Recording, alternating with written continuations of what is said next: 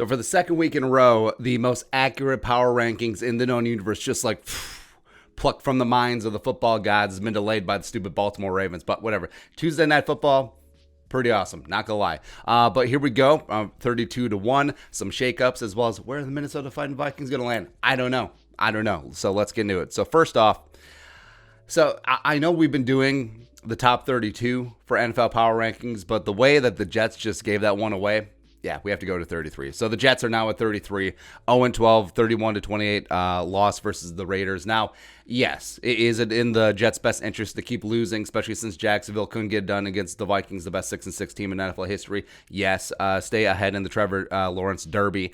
And it's just hilarious. They fire a coach, but it's Greg Williams. And, of course, Greg Williams to call a zero blitz in a Hail Mary situation, but whatever. Now, I know what you may be asking. Well, if they're 33, then who is 32?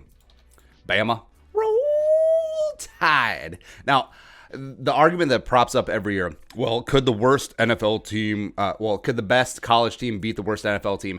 And the lazy blanket argument is always, the worst team is still NFL players, so obviously they would win by 50 points. No. So you're telling me the worst team, every single player on that roster deserves to be in the NFL? No. Certainly not the case. Plus, you're telling me that Adam Gase and formerly Greg Williams, they couldn't, they would outcoach Nick Saban? Is that what you're telling me? Please. Also, you would think if this hypothetical matchup did happen, how embarrassed the NFL players would be. Would they even show up? Would they even get paid for it? Probably not. And college players, well coached, talented, they play extremely well together. Even talent that's just a notch below, if they play well together, they'll still be whatever. It's a fun argument, but also one that gets lost in minutia. Anyway, 31. So you got the fraudulent Chicago Bears. Hey, bro, your team was 5-1. Your team was 5-1, losing 34-30 against Detroit. 6 straight losses. Matt Nagy, yeah, gone. Ryan Pace, yeah, gone. Actually, keep everyone as a fellow fan of another team that's in the NFC North. So there you go. 30. Eagles 3-8-1. 30-16 loss at Green Bay. Hey, Jalen Reagor looked good. Cool. But, yeah, Hurts, time, finally, Carson Wentz. How's it feel to have like a $134 million backup? That's rough, man. 29.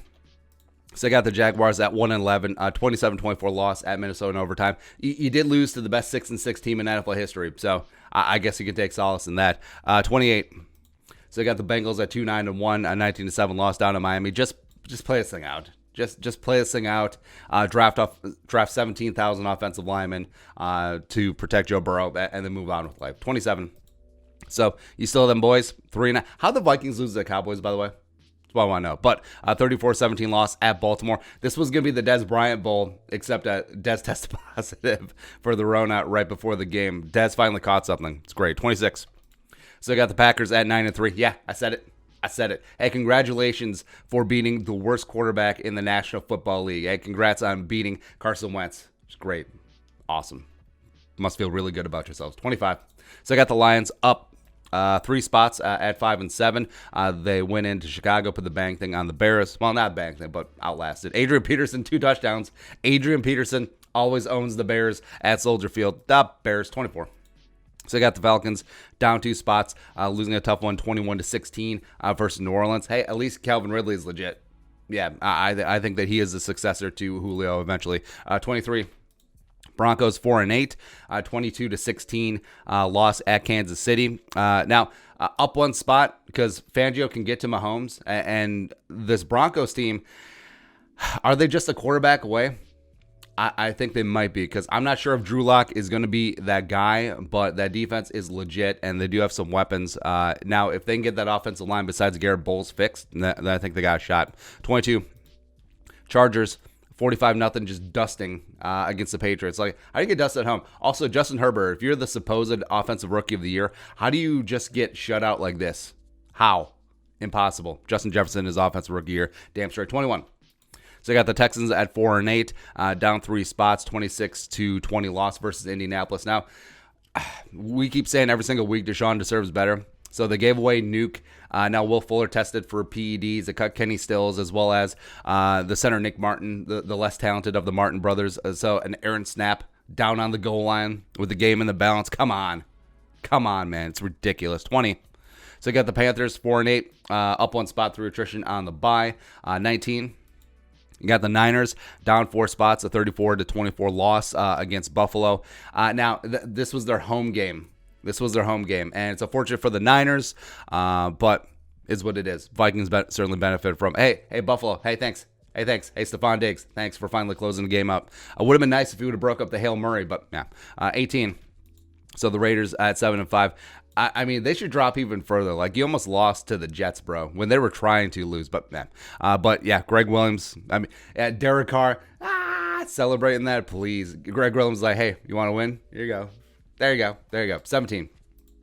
So, also, if you're Derek Carr at the line, and then you see the blitz coming, and you're checking to max protect, like, what's going through your mind? Like, this is going to be a Hail Mary and they're going to blitz 7. Like, what's going to happen? But anyways, Giants 5-7, getting a big-time win at Seattle, +2 spots. The defense is absolutely damn legit. They need to extend Leonard Williams for forever. Also, Colt McCoy. Pew, pew, pew.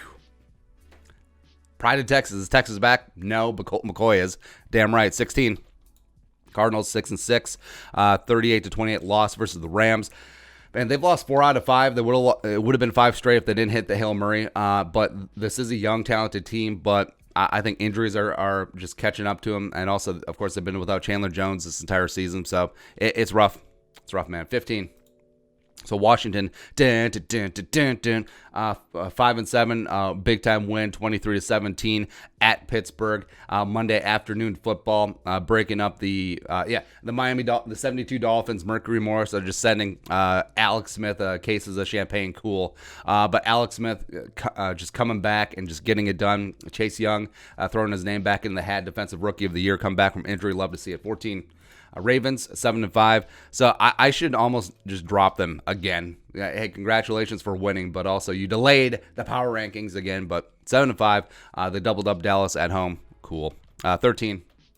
So you got the Bucks on bye, down 1 spot, and they're going to drop even more after they drop to 7-6. After the Vikings going to whip Tom Brady's ass.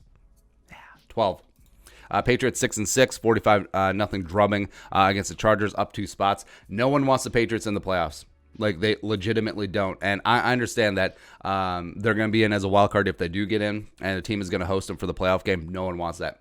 No one wants Belichick. And this actually might be one of Belichick's best coaching jobs because talent kind of thin.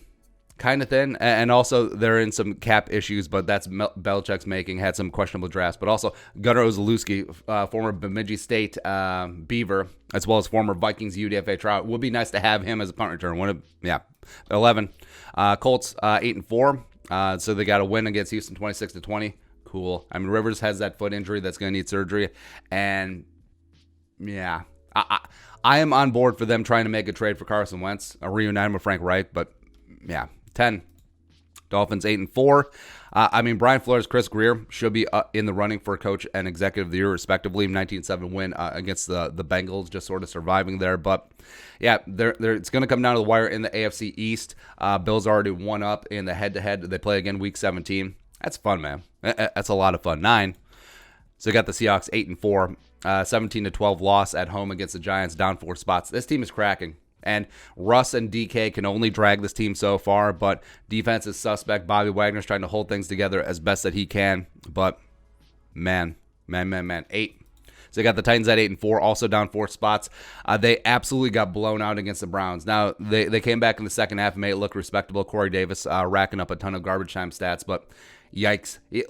They are the AFC Jekyll and Hyde. Like, they are the AFC version of the Vikings. You just never know which team is going to show up.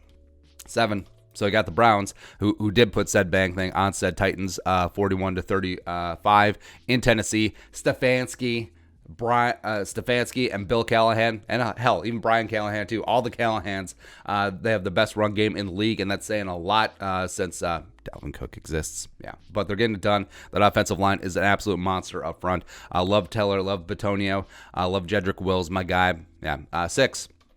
Steelers 11-1, so the down 4 spots. Now, we had dropped them last week from 1 to 2, even though they're undefeated, because they're making us wait, releasing the Week 13 power rankings, which give the people what they want. But 23-17 loss, yeah, because we said that There is no dominant NFL team this year. Like, maybe you could say the Chiefs, but even the Chiefs can get got on a given day. But it's fun because all 31 teams, not including the Jets, can beat each other on a given day. And that is exactly what the NFL wants. But yeah, Steelers dropping 4 spots. 5, we got the Rams at 8-4. 38-28 win at Arizona. McVay and the Rams are back, man. So Aaron Donald, Jalen Ramsey, and that passing game. And now I think they are going to settle in on Cam Akers as their lead back, which would be great for the fantasy playoffs if you were patient and stash them all year into the top 4. So you got the Saints at 10-2, 21-16, outlasting Atlanta. One of the more underrated defenses in the NFL. But who's Trey Hendrickson? Just come out of nowhere. Like, what up? What up? We're here. 3. Vikings 6-6, remain at 3, 27-24 win in overtime against the Jaguars. Hey, a win is a win is a win. Best 6-6 team in NFL history, getting it done. Number 2, the Bills. No one circles the wagons like the Buffalo Bills. 9-3, a 34-24 win at San Francisco, up 5 spots. Josh Allen, 4 touchdowns and 375. Stephon Diggs had himself 10 catches as well, plus Sean McDermott, Leslie Frazier. This defense is damn legit, and it's going to be fun. I think the Bills do have some staying power as well. I think they'll be a contender for the very near future. Number 1. And lastly, the Chiefs. 11-1, 22-16, outlasting against Denver. Yeah, is what it is. Tyreek Hill played great. Patrick Mahomes did his usual thing yet again, is now leading the league in passing. I think that he does have the inside track for Offensive Player of the Year.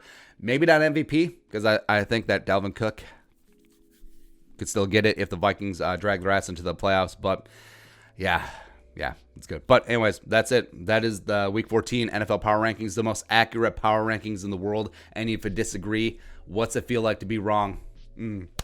But your thoughts on the list, let us know in the comment section below. Subscribe for daily Vikings takes. Most support that work. Post on the Venmo. But until next time, Skull Production Value.